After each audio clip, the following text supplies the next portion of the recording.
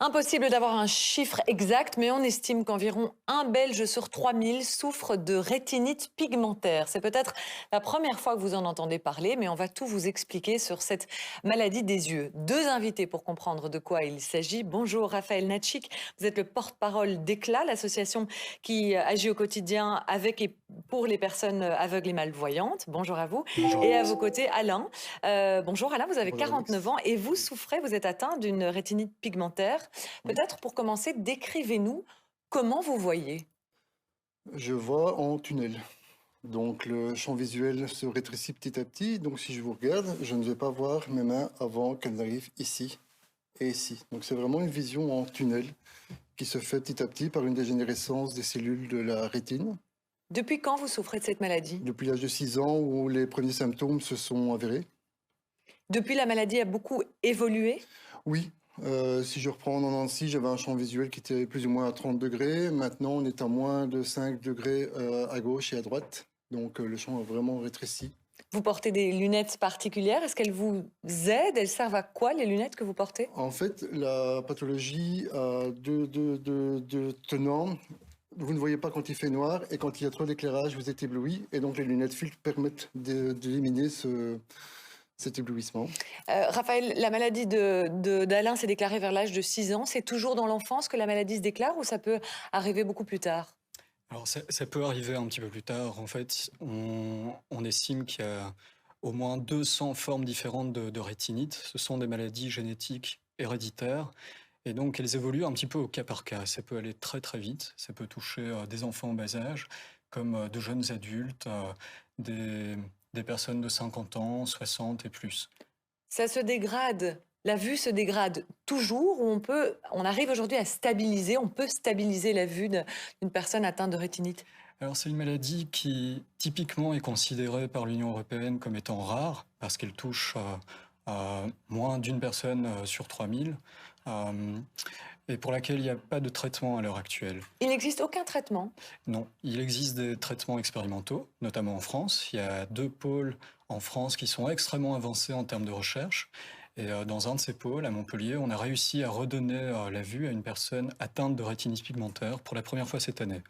Quand vous entendez ça, Alain, ça vous donne espoir? Vous avez réussi, vous, à stabiliser votre vue ou bien elle Là, continue de se dégrader? là, pour le moment, elle continue à se dégrader. Et c'est vrai que c'est un espoir que je nourris, réellement.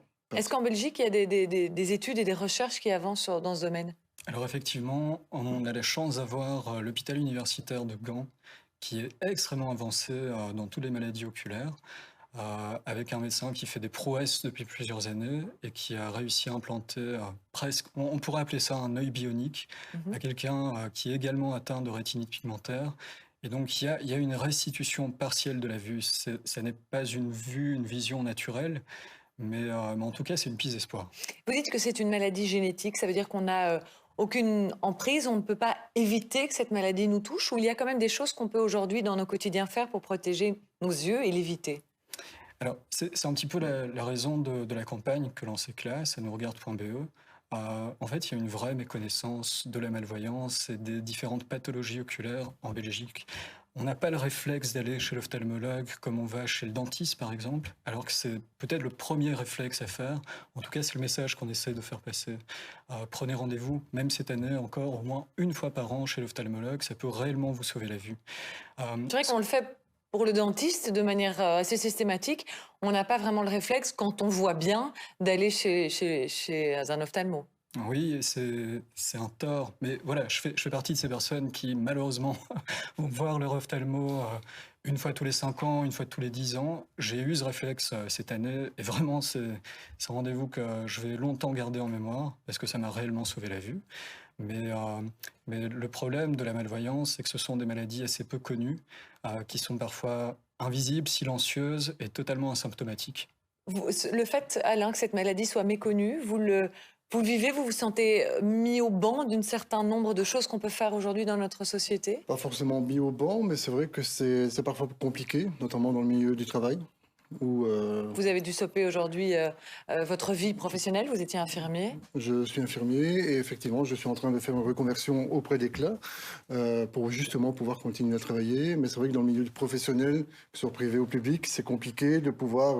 L'inclusion n'existe pas encore, n'est pas encore assez poussée. Elle n'est pas encore assez poussée, effectivement. Qu'est-ce qu'il manque aujourd'hui, vous pensez, pour une intégration parfaite des personnes malvoyantes ou non-voyantes? Une meilleure connaissance de leurs besoins. Ouais, d'où votre présence D'où la présence aujourd'hui. aujourd'hui. Merci beaucoup à vous deux d'être venus nous Merci à vous. sensibiliser sur la rétinite pigmentaire qui touche une personne sur 3000 dans notre pays.